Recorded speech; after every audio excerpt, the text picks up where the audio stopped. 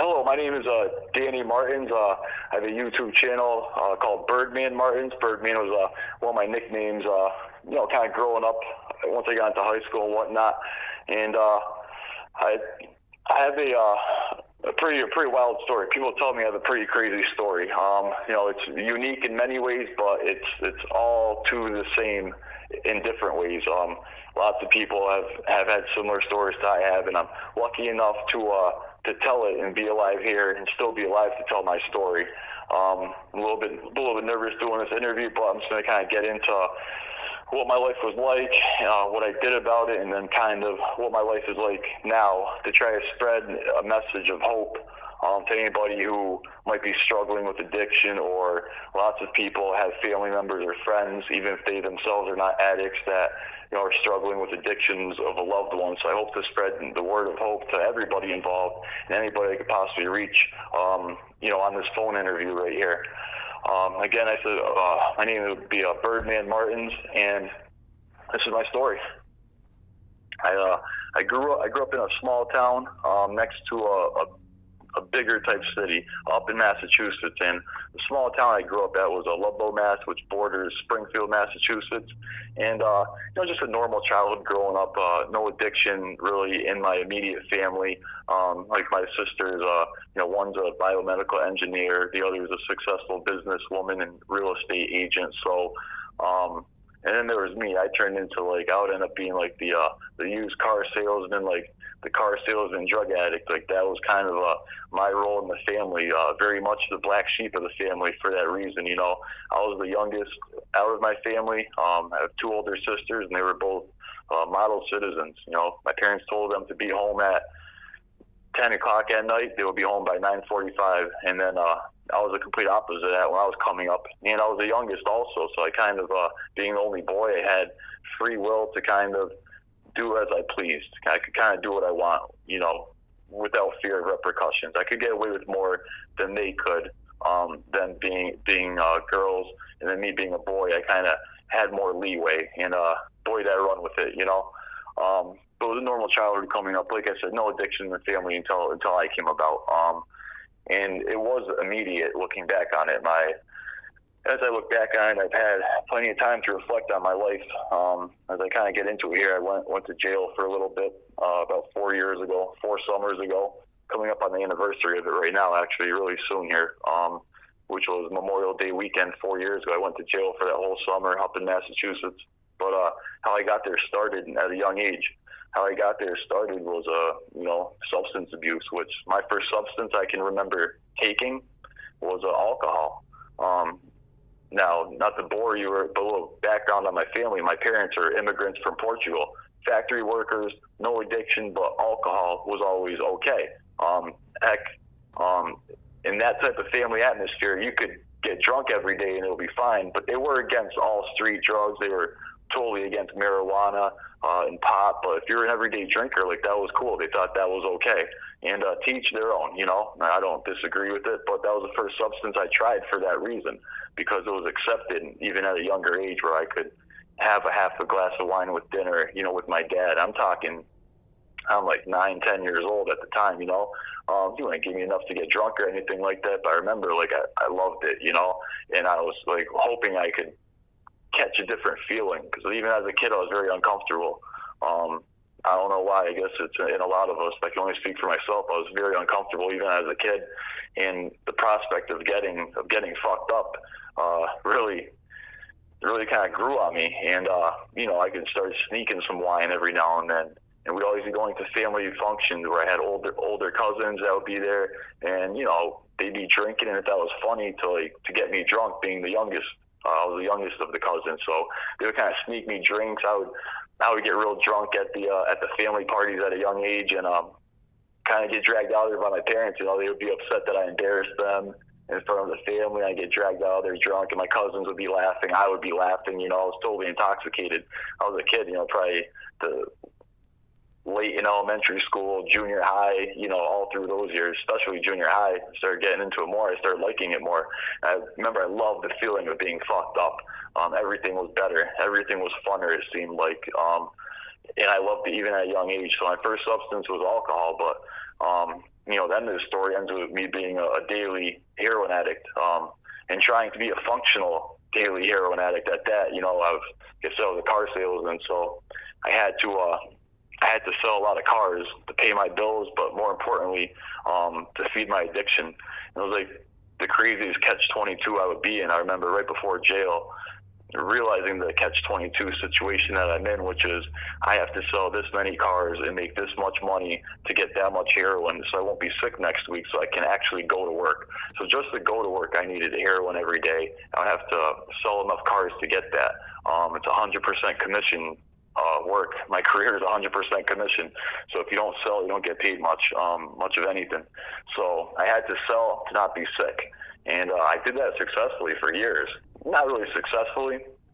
I was able to bounce in and out of these dealerships, and I'd go to one and kind of mess it up because of my addiction. And I ran through jobs like water. Every few months I would be on the job circuit. But luckily, there's nothing but car dealerships everywhere. You can always find a car sales job if you have experience. And I had experience, so I could get a job. I normally would get hired on the spot. Like I said, you can shine up. I could shine up the piece of shit really well, and I was like a piece of shit. I could shine myself up like I wasn't, and I'd be a great salesman. I have, a history of my sales, and I have different verification I can do to get myself hired.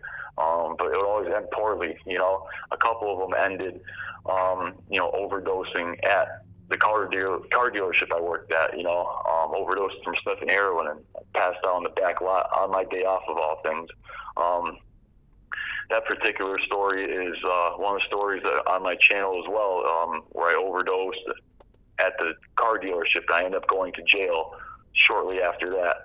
Another story that I have is I ended up in a 5-day coma one time. I was clean for a few months, my first time ever being clean, and I ended up relapsing after a few months, and I sniffed some heroin, a $60 line. Thankfully, I've never shot up yet. I say yet because I used to say that I've never done heroin, and I ended up doing heroin, but I've never shot up yet, and that's why I say the word yet. I hope to never have to say that I did that, And on the path I'm on now, God willing, I won't reach there, but it's all the same addiction no matter what, just different symptoms of it. I ended up in a 5-day coma. And when I woke up from the 5-day coma, my life was on fire again. I woke up, my roommate that I was living with was kind of kicking me out, saying I can't live there anymore. I overdosed on his couch. My sister came to visit me because she heard I was in a coma from overdosing on heroin, and she was in tears. She was crying. And my manager from the car dealership was there. He knew I used to be in a sober house, and told me if I relapsed, I wasn't going to keep my job. And that's what happened. I relapsed, and he had to fire me temporarily. Once I was able to get back into treatment and get drug testing documents for him that was being tested regularly, my job was, there waiting for me, that time. But it's not easy to get into treatment. It took months to get back that job, but he did hold to his word, and I did get that job back later on in life, but I was far from cured. Maybe none of us are ever cured, or maybe I'll never be cured completely. Mine are certain aspects that are always going to be with me, like about drug addiction, And it started off like fun and games. I remember the early years, and I remember all these stories from when it used to be fun and the early drug days, and that's why I post about them, is because I remember them, and not to glorify them, but I did have some great times. In the early days, I'm 20, 19, 21, 22, 23 even, and having a great time, taking party drugs, social drugs, having a great time with your friends, going to the clubs, going to the bars, selling a little bit of drugs on the side so you can fit in and be wanted and needed. We did all that, but it started off as fun and games, but it ended horribly. It ended with progression. It ended with heroin abuse. It ended with me disappointing my family so many times. I had done some horrible things to my family, always borrowing money, always saying I'm going to get it together, but I never could. And I just couldn't figure out what it would take to get me on the road to redemption and the road to get me clean and get my life together. But in the beginning, it was fun and games, taking ecstasy and doing party drugs and cocaine and such, getting drunk back then. And it ended like me in my little horrible apartment, sniffing heroin every day by myself and overdosing a few times a week, and ambulances, police, arrests, loss of jobs, family disappointment. I mean, you fucking name it. Like, it was all there, I'm sure, lots of our stories have such pain in it, and that's why I want to get it out there, because that's what it was like when things were at their rock bottom, when they were at their bottom points. I didn't care if I lived or died. I picked ashtrays, cigarette butts out of ashtrays at the local gas station in my small town, homeless, walking around town, hungry, dope sick, looking for half a Newport in the ashtray at the local gas station, at the Cumberland Farms gas station they have. And being homeless, and it started raining. I one night slept in the dugout of my old junior high school, and I cried that night, wondering how the hell my life had come to this. I was already in my mid-20s, and I'm homeless, and I'm sleeping at the dugout of the middle school, hoping not to get in trouble for trespassing if the cops go back there, and crying. And I was dope sick, and I was trying to I was waiting to get a bed at detox. Eventually I did get the bed at detox, and I wish the story was I went there and I cleaned up and I stayed clean, and now I'm doing great. But there's many trials and tribulations after that, and I gave it a good go, and I was able to accumulate some months of clean time, but I was always missing something to keep me clean. I feel that for me, what I found that has been the biggest difference is when I lost everything, didn't have family left in my life, didn't have friends or anybody that wanted anything to do with me. When I had nobody left, I was in a jail cell at the Worcester House of Corrections in Worcester, Massachusetts. This was 4 years ago, almost to the day. I started crying, and I had no one left to cry to, so I cried to God. I guess you'd call that a prayer, because I was on my knees crying, and that was a prayer, because I just spoke to God and said, "Oh no, I don't have anybody left because of my destructive ways. Anybody that got close to me, I would burn them and burn them again, as many times as I could, until they just were sick of being burned any longer." Then eventually everybody cuts you off, and that's what happened. And now I'm in jail with nobody. I reached out to God, and I was scared. It was my first real time in jail. I was just praying to him that I was hungry and that I needed protection. I didn't want to join a jail gang. I was hopefully just there for a short time, ended up being a few months, but it wasn't that long in the grand scheme of life. The best thing for me personally was doing those few months in jail, because that's where I found God. And that was the one change I made then that stuck with me ever since then until current day, and all into the rest of my future, is I believe that my faith in God took me out of it. And I didn't know anything at the time about Alcoholics Anonymous or anything like that. But when I got out of jail, I went to a sober house, and it was a AA-based sober house, and I kind of started taking suggestions, and God was a big part of that program as well. So I didn't have trouble like some people do with the God portion of it, but I was able to easily find God on my own in the jail cell, and that's pretty much what I did. And when I started praying for protection, I remember I was really hungry that night. And when I was really hungry that night, I didn't have any money on my books. If you're just eating what they feed you there, you're going to be starving. In the first couple of days, I couldn't even eat what they were feeding me because the meals weren't that good, obviously. It's jail. They're not serving you fucking lobster dinners, So, I was hungry and I was scared. So I prayed for protection and for food.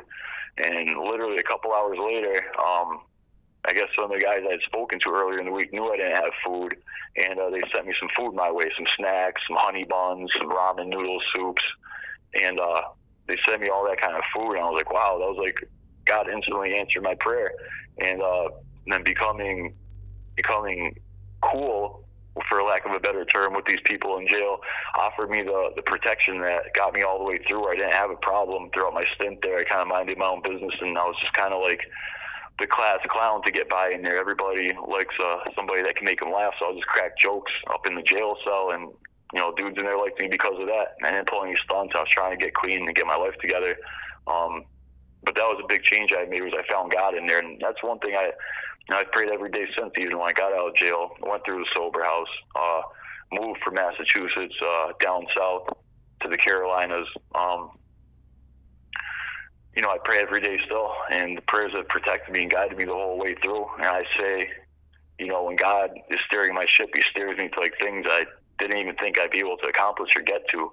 When I steer the ship, like the Titanic, I crash it right into the iceberg and it sinks and everybody dies, So that's one thing I credit, AA to help get me clean in the beginning stages, especially when I did the program as recommended with a sponsor.